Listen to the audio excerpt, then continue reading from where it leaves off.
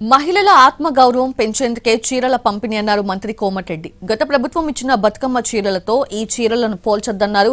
పార్టీలకు అతీతంగా సంక్షేమ పథకాలను అందించిన చరిత్ర కాంగ్రెస్ పార్టీదన్నారు మంత్రి కోమటిరెడ్డి. నల్గొండ కలెక్టరేట్ ఉదయాదిత్య భవన్లో జరిగిన చీరల పంపిణీ కార్యక్రమంలో మినిస్టర్ పాల్గొన్నారు. 20 లక్షల ఇళ్లు కట్టించే కార్యక్రమం, మహాలక్ష్మి పథకం, ఉచిత బస్సు కానీ, పేదవాళ్లకు సంబంధించిన 200 యూనిట్ ఉచితం కానీ, ఇంకా ఎన్నో సంక్షేమ కార్యక్రమాలు చేస్తూ ముఖ్యంగా ఇవాళ ఆడవారికి ఆర్టీసీ బస్సులు ఇచ్చి వాళ్ళనే నడిపించుకొని ఆ ఆదాయం కూడా వాళ్ళనే తీసుకోవాలని, మళ్ళా ముఖ్యంగా పెట్రోల్ పంపులు అసలు ఏ రాష్ట్రంలో లేదు దేశంలో. నల్గొండ జిల్లా కేంద్రంలో ఒక మంచి ప్లేస్లో మెడికల్ కాలేజ్ దగ్గర పెట్రోల్ బంక్ పనులు మొదలైనవి.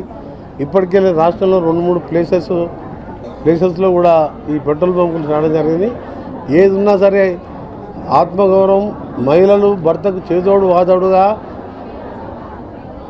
ఇద్దరు సంపాదనతో పిల్లల్ని మంచిగా చదివించుకుంటూ ఆర్థికంగా భర్తకు సపోర్ట్గా ఉండే విధంగా మహిళల్ని కోటీశ్వరం లక్ష్యంగానే దానికి తోడు ప్రత్యేకంగా